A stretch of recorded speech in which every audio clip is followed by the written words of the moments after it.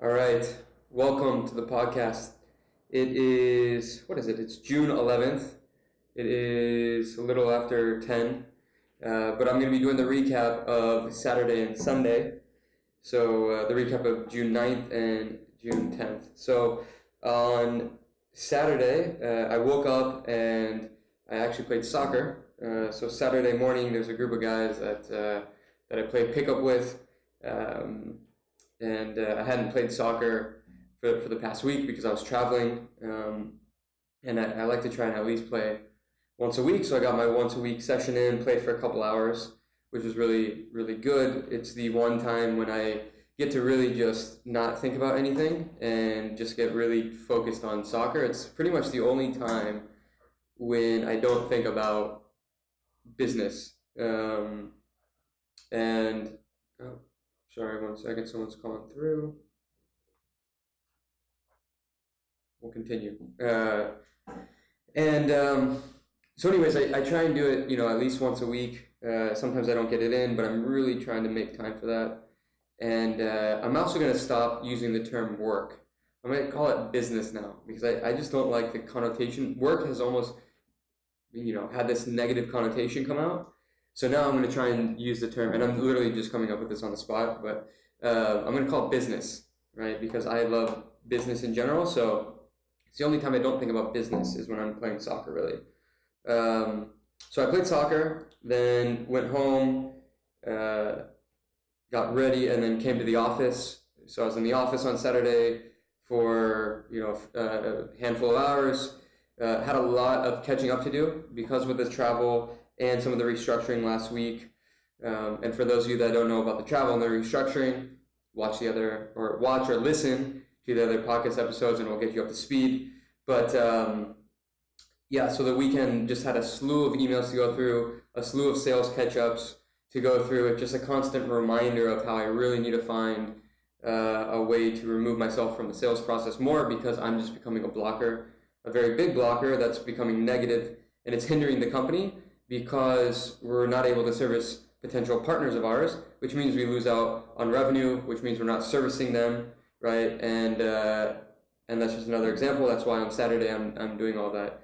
And then I ended up going to dinner with Sasha since I didn't have time to spend with her during the week. I decided to take her out for dinner on Saturday. So what we've been trying to do is at least spend like one night together during the week and then a little bit of time on Sunday.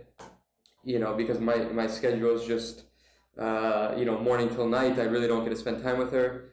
So Saturday, we ended up going to a place called Mr. Cho, I believe it's called.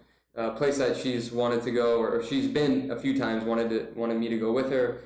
This Chinese food place in Tribeca in New York, and it was really good. So we did that, and then just went home. Then the next day was Sunday. I'm just looking at my calendar. I actually forget exactly. Oh, right. So I had a haircut. Maybe you can tell. I had a haircut in the morning with Jacob, and then after that I actually slept. So I was from the past week a little sleep deprived. So I actually. It was supposed to be time to spend with Sasha. So Sunday is also a time when I spent some time with Sasha, but I slept because I was so tired. So, and she actually took a nap too. And so we just slept. Then I rejuvenated, and then we actually did an advanced lecture at the Transcendental Meditation Center that's by our house. So about a couple months ago, I went through the course for Transcendental Meditation, learned, and then Sasha saw the benefits it was giving me, and so she went herself and then learned how to, learn the technique. And then we decided to go to an advanced lecture that they have every other Sunday. We did a group meditation. It was at 4 o'clock. You do group meditation, and then there's an hour where you watch a couple videos, and then you discuss things. And one of the topics that was discussed was emotions and the intellect. And this concept of when we're making decisions, are we really making the most decisions because of our intellect or because of emotions? And this is something I actually think about a lot, right? And it's interesting when you actually think about decisions. A lot of times, or the majority of times, actually, they're actually triggered by emotions, not by what's logical, right? Something that is logical, and someone gave the example of like, to put in layman's terms, like say you want to go to this party, right? You've been invited to a party, but you have no money, right? The emotion says, oh my God, I'm so excited, I want to go to this party. The logical side says, well, I have no money.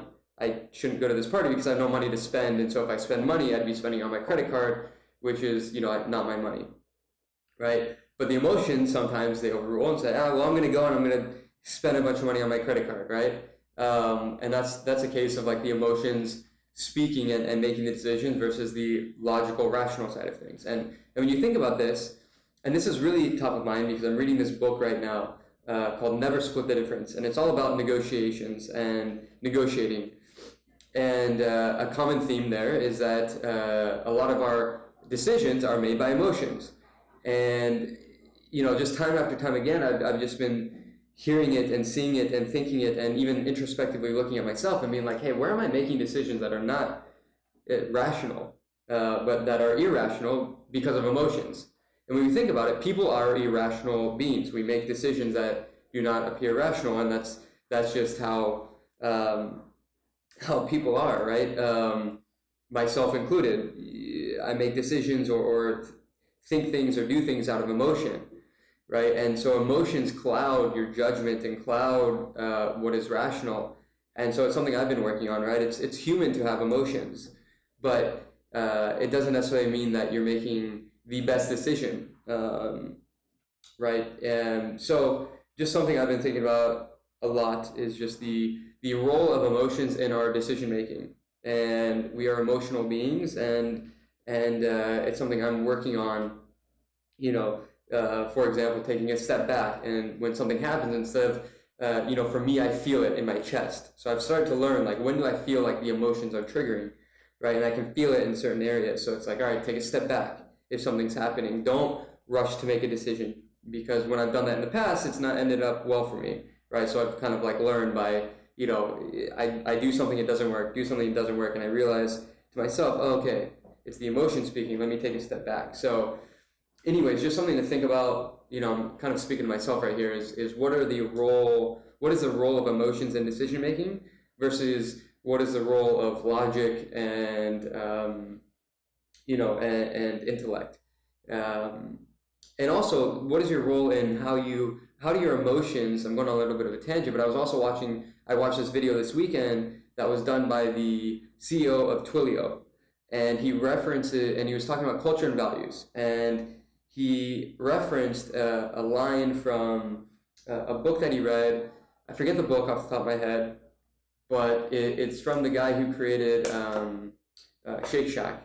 And he was talking, and the guy is talking about, he started working at this restaurant, and the head chef or the head person there, I forget who exactly it was, taught them, was teaching them this lesson. And at the restaurant, you always had to keep the salt in the middle of the table, right?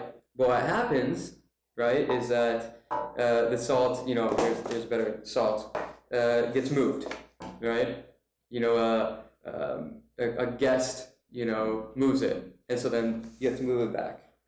And then someone else comes out and sits at the table and moves it. You have to move it back, right? And someone else does it and moves it back, right? So now, if you're depending on how you look at it, you could get really frustrated.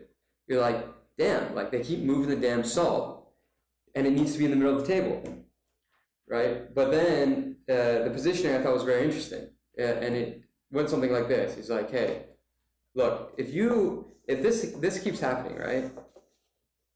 Now, if you look at it, you could get really upset and like, what's going on? Like, why don't people understand? And really get mad at people, right? Or you look at it as, hey, right? It's actually the customer's job to move it, right?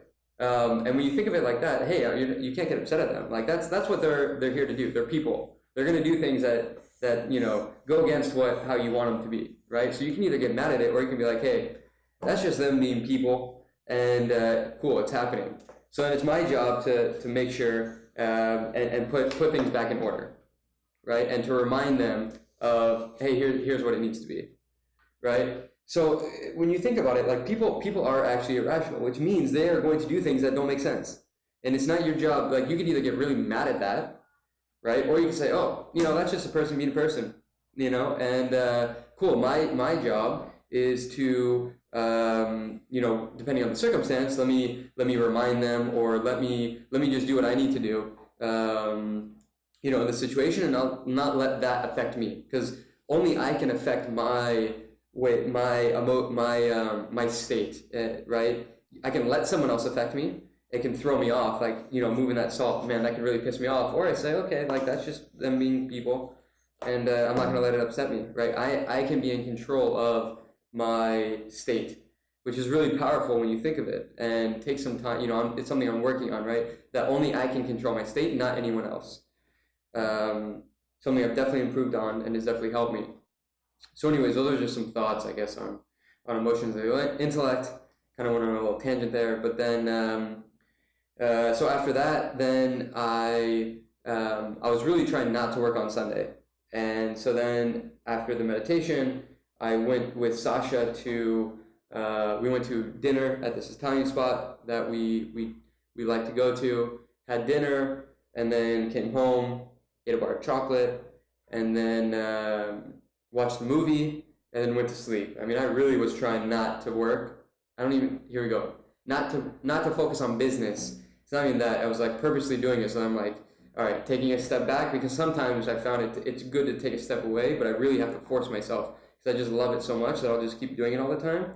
So force myself away, and I could feel myself getting tired and a little exhausted, and I knew, or I thought, if I step away, then I'll be fresh going into today, which I was, right? So I woke up this morning, and I won't get into the details, but woke up 5 a.m.